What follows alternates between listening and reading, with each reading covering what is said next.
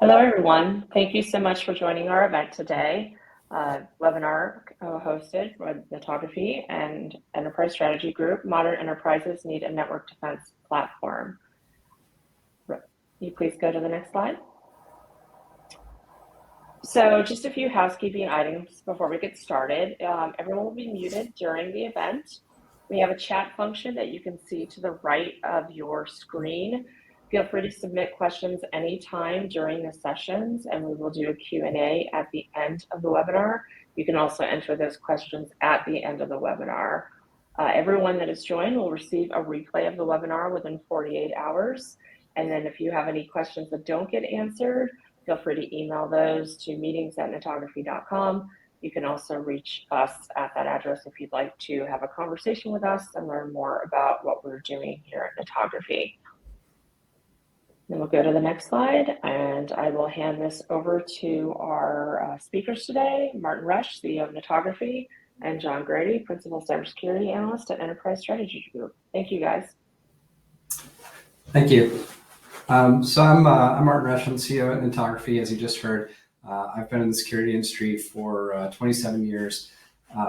Most notably, I was the original author of the Smart Intrusion Detection and Prevention open source software system that is the core of the Cisco next-gen firewall these days. And I was the founder of a company called SourceFire, which was acquired by Cisco in 2013, after which I was the chief architect for the security business group at Cisco for about 5.5 years. And I'm John Grady. I lead Enterprise Strategy Group's network security coverage. I've been with ESG for about 4 years now, but have been an analyst on and off for over a decade. Also spent time on the vendor side of things with Symantec in a variety of roles, and really excited to be here with Marty to talk about kind of how things are changing in enterprise environments and really what that means for network-based detection and response. So kind of diving right in, I'll lead us off, and I think a good place to start is really the evolution of the network and how things are different. We're kind of aware of a lot of the changes that have been going on. I always think it's helpful to kind of put some data points around to show kind of how drastic some of the changes are. And so one of the first trends that we're continuing to see, obviously not new, but it seems like it's accelerating, is the adoption of cloud. So at this point, usage generally is ubiquitous. Just about every organization is using cloud in some sort, but really the scale and scope is what's continuing to change. So just under half of organizations that we've surveyed at ESG say they have a cloud-first strategy. So when they're spinning up new applications, kind of default is that it's going to be resident in the cloud, and maybe there's some business reason it'll end up on premises, but that's the exception rather than the rule. So as these new apps are being brought online, the percentage that are resident in the cloud continues to increase and will do so into the future. The other piece is the prevalence of multi-cloud. So 9 out of 10 users of infrastructure as a service say they're using 2 or more CSPs, and there can be very specific strategic reasons for this, either differentiation, economies of scale relative to cost, and kind of splitting business up to some extent, looking for specific features within CSPs, but sometimes it just happens due to sprawl over time, different BUs having autonomy and using different providers. But whatever the case, most organizations are now multi-cloud, and so things are becoming more and more distributed. The other piece is the number and variety of devices on the network, and specifically IoT, and the impact that's having from a network management and security perspective. So just under half of organizations have kind of a dedicated IoT initiative underway. Another quarter say they're developing a specific initiative and will launch one over the next 12 or 18 months. And this obviously has impacts on security, because in a lot of cases you can't put agents on these devices. And the last piece is work models, and we continue to see things shift in this space as well. Obviously, we're all aware of kind of the shift to remote, but even as a lot of folks are coming back in the office, it's more of a hybrid scenario where employees and users are just as likely to be accessing resources outside of the office as they are from a corporate location. And so, if you take these things together, it really amounts to the network being more distributed, more dynamic, and more diverse than ever before.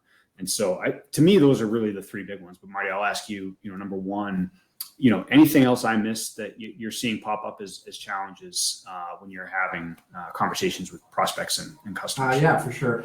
Your thinking is very much down the same line as ours is. We actually coined an acronym for it. We call them DEED environments, for dispersed, ephemeral, encrypted, and diverse network environments, which seems to be more and more the norm when you look across enterprises these days.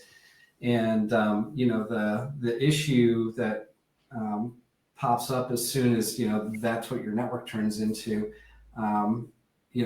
You get back to the fundamentals real quick of what have I got, what is it doing, what's happening to it, and how do I keep my hands around it on a day-to-day basis, especially when it's dispersed across multi-cloud environments. Plus, I still have on-prem.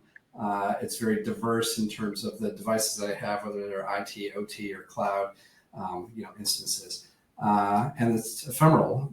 We have people in motion, we have devices in motion, we have workloads in motion, coming and going all the time.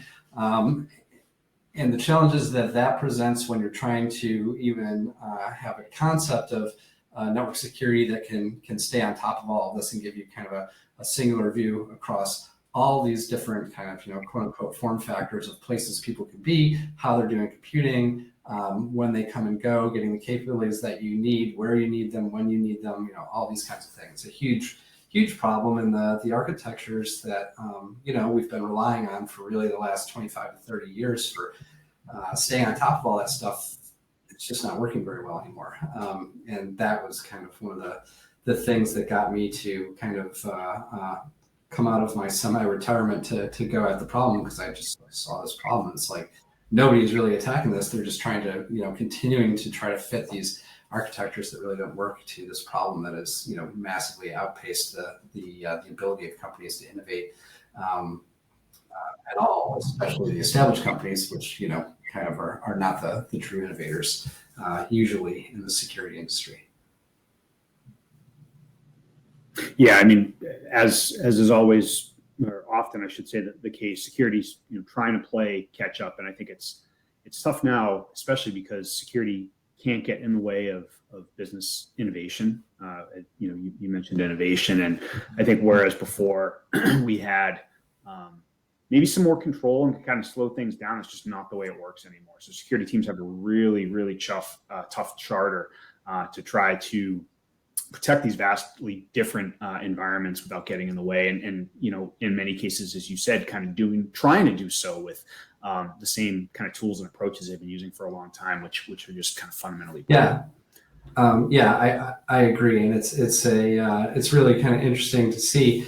I try and trace it all back to when the pandemic hit and everybody got sent home and they were told, hey, just get your job done. We'll be back in 2 weeks. And then, 2 weeks turned into 6 weeks, and 6 weeks turned into 6 months. And all of a sudden people got used to just getting their job done. And the security team was playing catch up with this incredible disruption, this kind of singularity of disruption of kind of the status quo of networking that most enterprises were built around. And, now we're in this kind of new world where we really have to have new approaches to attacking the problem. And you look across the vendor scape that's out there. It's, you have the old school companies like the Cisco's and Palo Altos that started on-prem and, evolved towards cloud largely by acquiring. You have the new school guys who are pure cloud and don't even think about on-prem.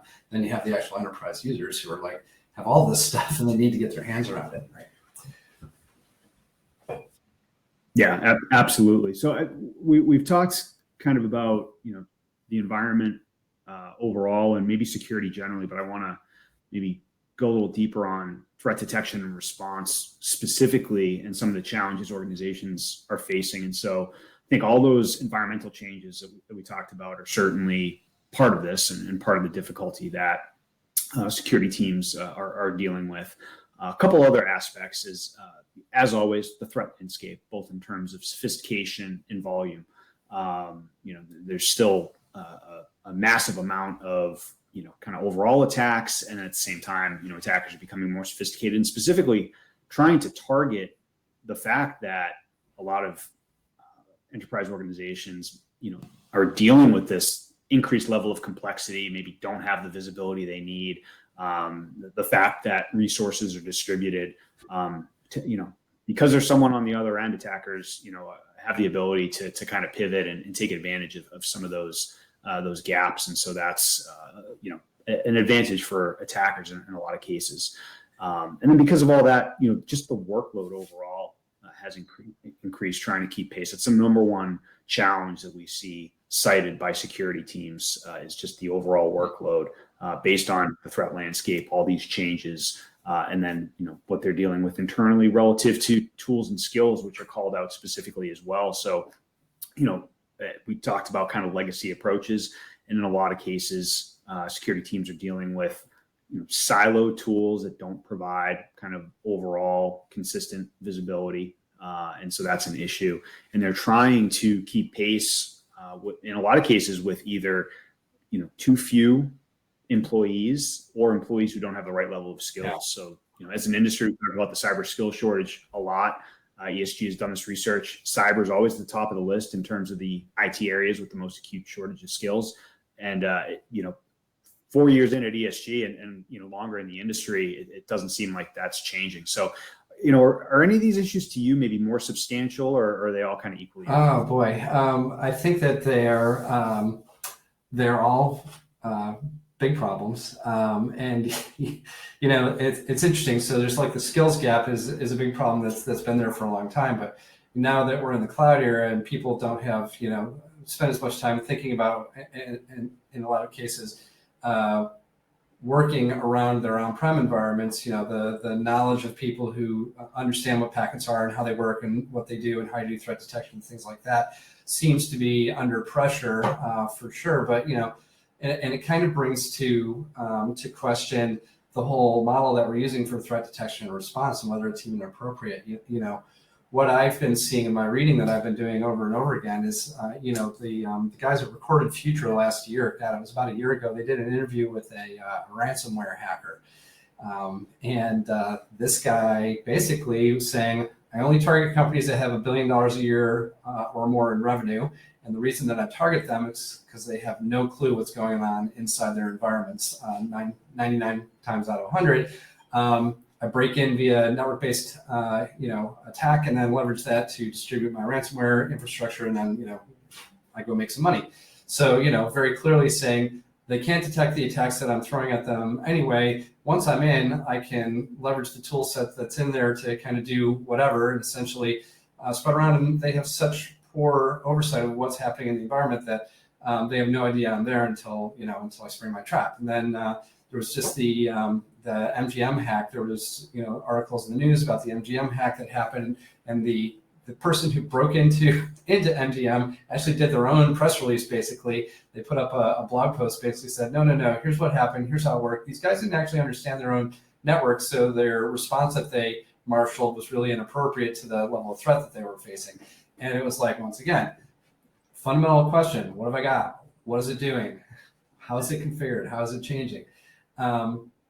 Is just really hard to answer in these environments. So, it's really kind of challenged my thinking. So, obviously I did a lot of early work in threat detection and response back when we were still building that whole world of intrusion detection and prevention, which turned into next-gen firewalls. And we did pioneering work even back in the old days on EDR systems as well. And, EDR systems made a lot of leaps and strides, but the network-based detection stuff has stayed pretty set in how it goes about doing its business. And if you read the stuff that's out there, like Coinbase just did a 3-part blog post series on how they do scalable detection and response at Coinbase. And there's been some other stuff out there, like Kevin Mandia's MWise keynote that came out a couple of weeks ago. And they're all basically saying kind of very similar things, which is, everybody's drowning in alerts. And alert fatigue is a real problem in all these places. And this gets back to the skills problem of how do I, if I have a skill gap and I don't have enough personnel, then flooding them out with events doesn't really help anybody.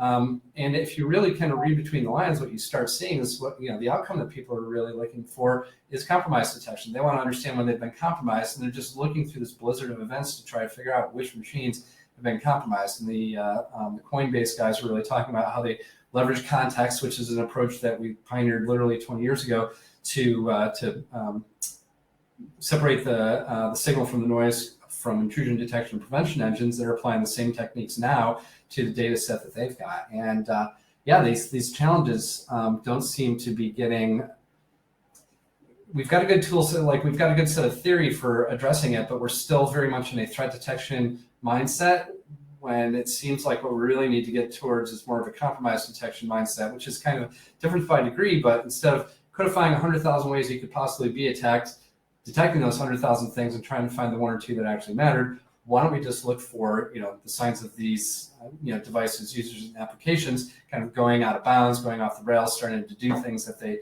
don't usually do, so that we can just determine, hey, you've got a compromise right here. I'm going to save you identifying every Log4j attack that came in your front door today that didn't affect anything.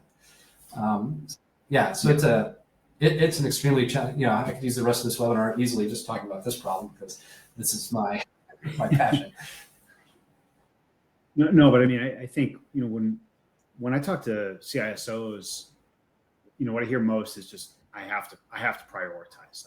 There's no way I can get through everything. I have every intention of getting through everything on my list, and stuff constantly kind of moves to the top. And so I think your point about, focusing on what matters most, which is the compromise as opposed to just a generic threat, is kind of along those lines. And, it's something maybe some don't want to say, but it's a reality, especially in these really large organizations. It's really the only way that you're going to, protect yourself against, the biggest issues and biggest risks that you have. We mentioned, EDR, and I did want to touch on kind of traditional approaches, which we spoke about a little bit, and just kind of go through maybe some of the issues. And this isn't to say that, these tools don't have value. I think they're broadly deployed for a lot of reasons, but that doesn't mean that, they're a magic bullet or they solve every issue that security teams are facing. And so maybe we start with SIM. So kind of, the workbench for the SOC team, been around for a while. To me, one of the biggest issues is it's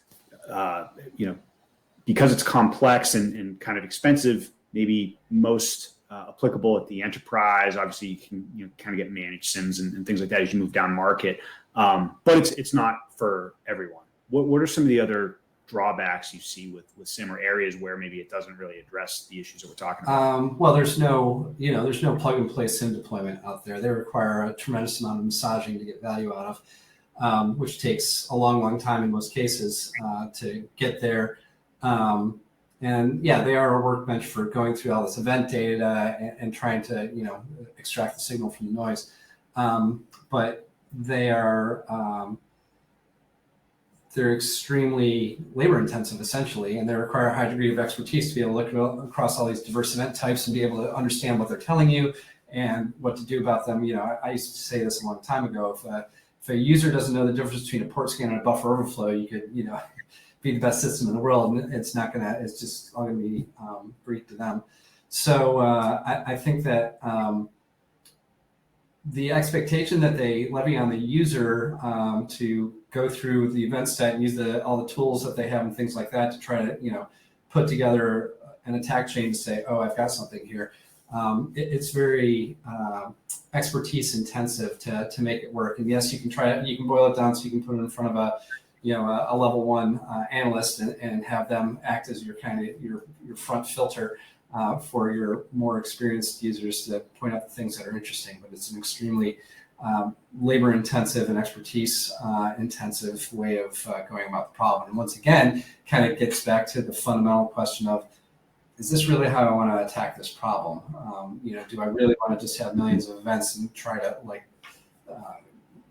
put the ingredients together and say, when I get these things, this is cookies, or when I get these things, this is a particular APT.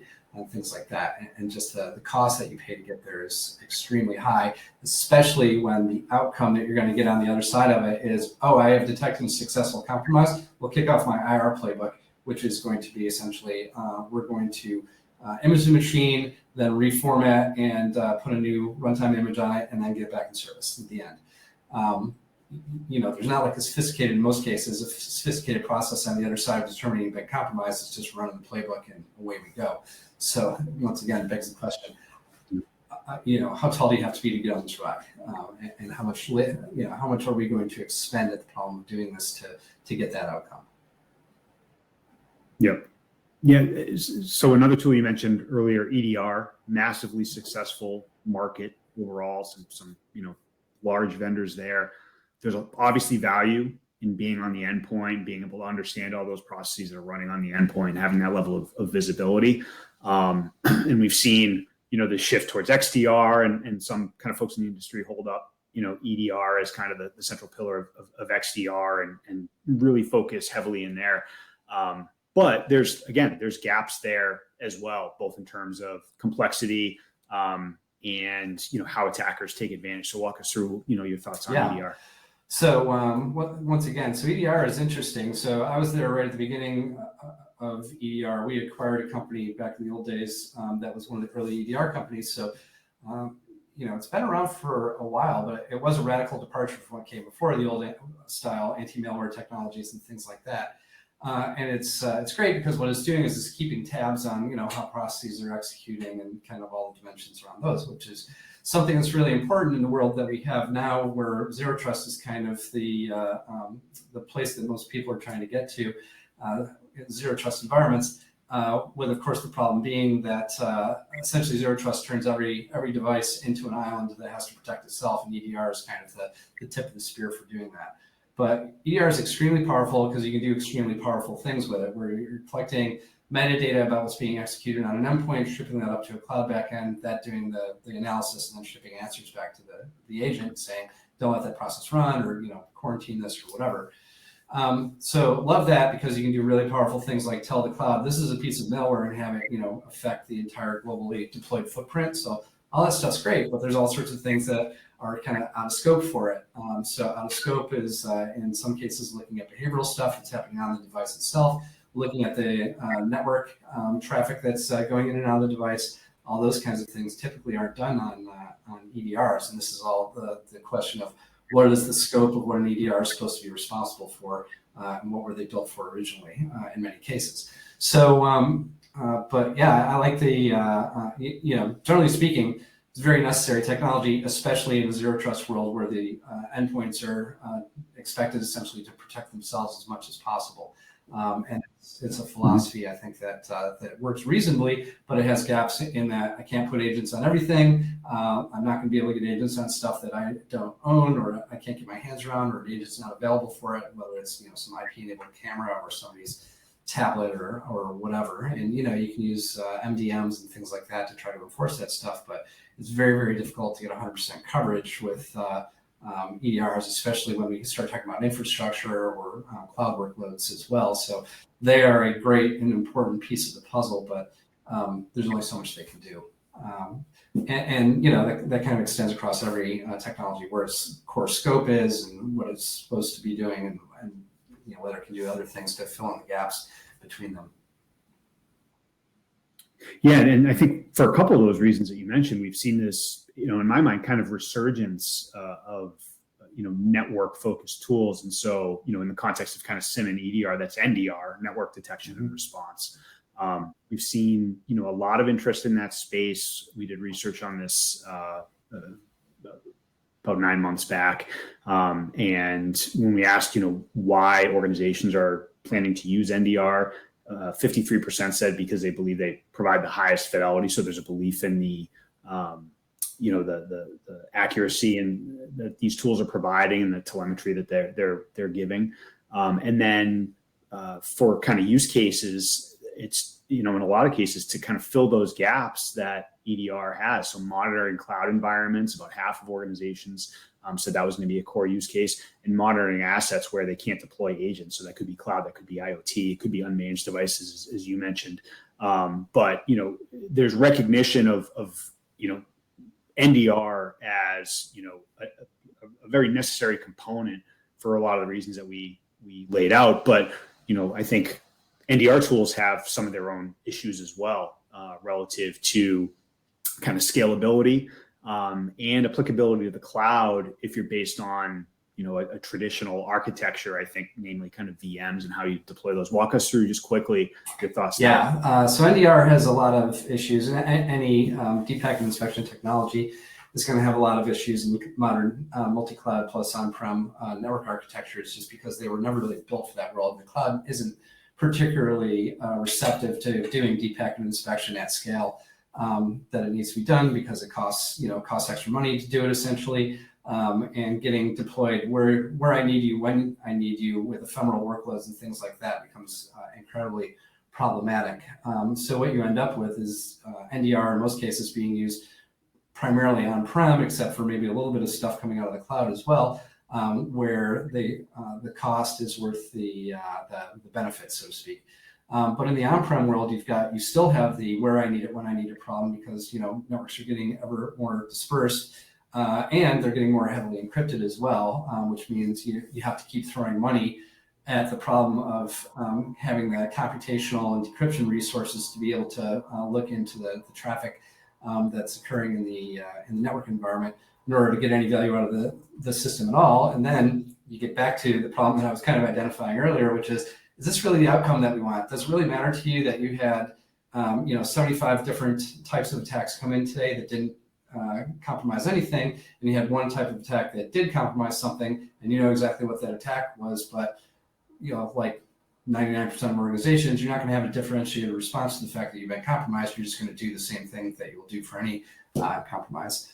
And the cost that you have to pay in terms of curation of the NDR infrastructure, in terms of managing the policies and the detections that are on them, keep them updated on Microsoft Tuesday and all that other stuff, not to mention all the lifecycle management that you have to do of appliance-based infrastructure that is deployed on boxes that are scattered throughout your enterprise, and that may or may not work in the cloud or have different attributes in the cloud. Is the juice worth the squeeze with that stuff, when the outcome, once again, that you're trying to really get to is, have I been compromised? Because there are other ways to answer that problem that don't require all of this kind of infrastructure to attempt. Yeah. So I think where that leaves us is, I think there's a clear need for network-based threat detection and response, but there's a model that we need to aspire to make sure that we're not falling into the trap that we maybe have with legacy NDR type solutions. And so when I speak about this, there's really three things that I zero in on. Number one is a cloud native architecture. So that means not being just available in the cloud. As I said, just having a VM you can deploy. Obviously doesn't make it cloud native and doesn't really serve the purpose, but delivered as a cloud service and truly cloud native for scalability to keep pace with the rapid expansion that we're seeing in enterprise environments. The second piece is comprehensive visibility. So I think some solutions focus on just kind of basic connection information or just metadata. Obviously we see IP addresses really becoming meaningless. You need context to really paint a picture of what's going on. Again, and that goes back to even addressing the skills shortage. Can you make it very easy for analysts to really see everything that's happening in the environment and draw conclusions from that? And really that drives at building out that visibility. And then effectiveness from a threat detection perspective. So leveraging multiple detection models and doing so accurately. You made the point earlier, so the teams aren't inundated with low fidelity alerts that it doesn't cut it anymore. And security teams can't handle that. So that means, a mix of behavioral analysis, threat intelligence, signatures, analytics, all this context to be able to really drive positive outcomes. And so I know Netography has a different approach to network security and threat detection and response from a network perspective. So walk us through some of the key aspects of the platform and maybe how they tie into those three things. Sure. Well, for starters, we are cloud native. And that's kind of the whole ball game right there. If you want to be able to provide equal capabilities across both on-prem and multi-cloud environments, you basically have to be cloud native to do it. There's really no other way to go about it that will scale and be as deployable and as frictionless a manner as to do it as a cloud native approach. So, we started off with that. We are a metadata driven platform for doing real-time analysis. So we're a real-time engine. We're not a stored query engine. We're a real-time system, much like you would see with an EDR or an NDR or a classic IDS IPS. So as the data arrives, we analyze it against threat intel, geolocation information, our own rule sets that we have in the system as well. And looking at it not just in terms of the metadata, but also the context of the environment. So we collect context via integrations with third-party systems, everything from VPC context to context coming out of your EDR like CrowdStrike to Wiz integration, telling us about your CVEs that are in your environment, things like that, to build a picture of what you've got and what it's doing and what's happening to it, without having to deploy infrastructure to make it work. We have one piece of software that we even can deploy, which is our collector, which is basically a proxy. So if you've got on-prem infrastructure and you don't want to stream it directly up to our cloud ingest, you can direct it to our proxy essentially, and the connector will connect up to our cloud and do the ingest for you.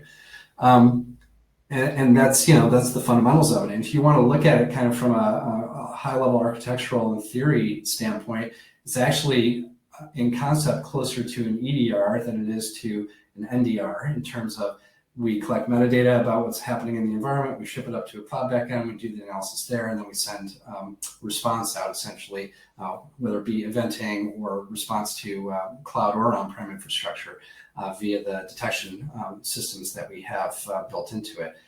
And detecting compromise and enabling threat hunting and even looking at governance issues like configuration drift are all possible with this approach. And it's a much broader vantage point across all of your infrastructure because it doesn't require sensor infrastructure that is looking at very focused network traffic streams that you can see across your entire enterprise, north, south, and east, west in the multi-cloud environment as well as on-prem from the same platform, which makes it incredibly powerful. So let's go a little further on use cases. So I was going to say I think probably the preeminent one is supporting hybrid multi-cloud visibility, right? Because you're aggregating all that information. We know attackers aren't kind of waking up saying today I'm going to attack the cloud infrastructure of this company. I'm going to focus on premises. They're targeting a company and kind of getting in however they can wherever the opportunity presents itself, right? And so from a security perspective, we have to think the same way and have visibility across everything because attackers are going to move laterally as they can. And so, from an NDP perspective, consolidating all that network information, all those conversations into a single view, providing visualizations to help analysts find anomalies and then not only act quickly, but to do so with, again, confidence that it's not just a general threat or alert, but a potential compromise that they need to take action on, I think is critical. But I know Netography also talks about a couple other use cases that you support through this platform. So walk us through. Yeah. So at the core, this platform delivers visibility. I keep harping on it, but it's a real problem in most enterprises today. What have you got? What's it doing? Like, hey, here's your Bitcoin mining going on over there. And people are like, we don't have Bitcoin mining. Like, it's a problem. Trying to figure out what you've got. So there's that. There's the compromise detection, looking for anomalies, looking for things going off the rails and things of that nature. And also concomitantly, leveraging essentially the same data set, being able to do threat hunting. There's our governance use cases. So we can see configuration drift happening in real time, and we can see all sorts of other governance issues that pop up that express themselves on the network level, like dev and prod talking to each other, and then you go fix it, and then a push comes out of staging and dev and prod are talking to each other again. We can see it as it happens, which allows you to start queuing real-time response to configuration problems, or even doing things like expressing where your trust boundaries are in your zero trust enterprise, and then being able to monitor for exceptions against those trust boundaries. People going outside of areas that they should be and things like that, which indicates, once again, compromise. And then finally, we have the platform is very capable of scoping out DDoSs when they're happening in the environment because of the nature of the data that we analyze, and also the background of the co-founders of the company, who are two of the people who invented the anti-DDoS industry. The platform is unsurprisingly very good at picking up DDoSs. That's great. So maybe just wrapping up before I hand it back to Jen, kind of recapping what we talked about. Enterprise environments are drastically different than they were just a few years ago.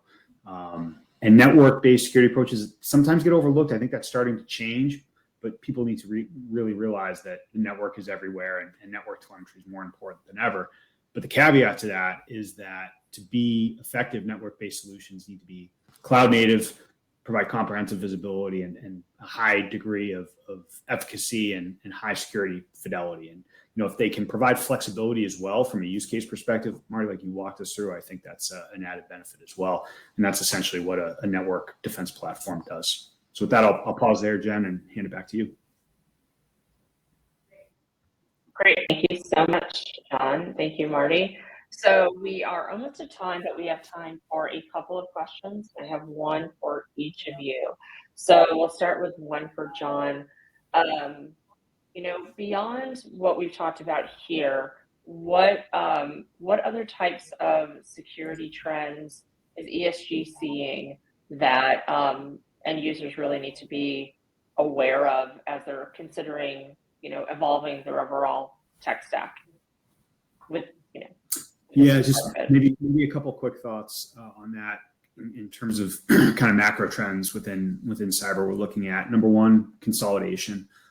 So platforms are definitely of interest, and that's not necessarily platforms from a single vendor, but kind of ecosystems and how these things fit together, make things easier. Addressing a lot of the pain points we talked about earlier. So that's one thing. AI is obviously top of mind coming out of RSA. That was a buzzword. We've done some overall research on AI, just high level, and then from a security perspective, research on how organizations and security teams, I should say, want to leverage AI to improve their operations, and then the security they want to put in place to protect their organization from AI and make sure that their AI usage is secure. So a lot of interesting takes there. And then one thing Marty mentioned, zero trust. We're doing a study on this right now to try to pinpoint, the level of success organizations are seeing. It's been around for a while. It's been third rail at some points, but at this stage, I think just about every organization is trying to move forward with it, but there's still some level of confusion. And so we're doing a lot of work there as well. Great, thank you so much. Marty, one question for you. So you and John have both talked about traditional approaches, NDR, EDR. The person that's question noted that they saw that we had IPS, IDS replacement on our site, which is obviously something you have a long history with. How can NDP replace these types of technologies, or even augment these type of technologies if someone's not ready to fully replace them yet and try out this approach? Sure. Well, obviously, I have a long history with IDS, IPS. That was my claim to fame for a long time. But the issues that you're into today. So I started seeing these problems a long time ago. So encryption's a big, hairy problem to get around. It's either you have to position your engine, your DPI engine, your deep packet inspection engine, has to be either positioned someplace where it's going to be exposed to clear text traffic, or it has to be really good at identifying encrypted traffic and ignoring it, which is going to leave you with a very small subset of the traffic that you're looking at in most modern enterprise environments, or you're going to have some sort of decryptor involved where it's going to decrypt the traffic and present it to the engine for you. So that's all very kind of, in many cases, computationally expensive, or really constrains what you can see in the network environment at all. And of course, the problem that we're into today when we're in these multi-cloud environments where everything is a web app is that all the traffic is encrypted for the most part, and all the terminal sessions are SSH, that's all encrypted as well. So I've got, in many cases, nothing to inspect because there's so much encryption in play, and especially as we get into like TLS 1.3 and cert pinning, there's not going to be very good ways to break into the encrypted traffic streams to see what's there. So you've got that problem of encryption and getting into the traffic at all. You've got the problem of getting the network inspection workloads someplace that is actually meaningful and impactful, and then shaping the traffic that you're going to present to that engine to be the traffic that you are actually interested in inspecting. Because there are good use cases if you've got crown jewels on your network that have clear text traffic going in and out, or you've got some decryptor on the traffic that you can leverage, or a TLS termination point on the network or something like that, a proxy. That you can inspect through. It's a really good idea to do that, but you're going to pay a relatively high cost to be able to inspect the traffic streams in and out of the segment, in and out of the server cluster or whatever, to be able to see what's going on. So it makes sense to do it for kind of your crown jewels, but it's very, very difficult to do it broadly. And the problem that we're getting into now is that networks are so horizontally scaled out in terms of, I got all my work from home users, I got all my multi-cloud workloads that are going on, and all the people that are accessing that, and all the DevOps environments, as well as my on-prem stuff that's not going away, because I moved to the cloud so quickly during the pandemic that we couldn't shut stuff down, and then people started building dependencies, and now it's all just kind of cemented in there. Like, my ability to observe that environment using a deep packet inspection methodology is extremely limited because it's so expensive to do it at scale across all these things, especially if you want to do something like inspect east-west traffic, which you should be doing in zero trust environments, because the zero trust environment, if there's a failure and something that's compromised, the attacker starts leveraging the access that they've got and using the tokens that they capture and stuff like that to say, well, I'm Marty Roesch and I'm okay to be using everything Marty Roesch can get access to, or doing privilege escalation. You're going to need to be able to monitor east-west environments for what's going on to see when those compromises have happened. It's impractical to do that with deep packet inspection approaches. So, I think there are still use cases for deep packet inspection to go after crown jewel problems of really securing very specific segments of your network environment against very specific things. But for the broad visibility that we need in these modern environments that are dispersed, ephemeral, encrypted, and diverse, you really need something that can look north, south, and east, west, do so at scale, and scale up and down as needed. And the approach that we've built here was built for that world, which is the world that we're all existing in now, not the old world of the stuff that we built 25 years ago that's being propagated through to today. And today is what we call essentially NDR. All right, great. Thank you so much. All right, well, we are at about time, so that's all we have time for today. If you sent in a question, we will get back to you via email. Otherwise, you can reach out to us proactively at meetings@netography.com. John, Marty, thank you so much for your time today. And folks, again, you'll get the replay of this, and you can send it to all your friends. Thanks, everyone.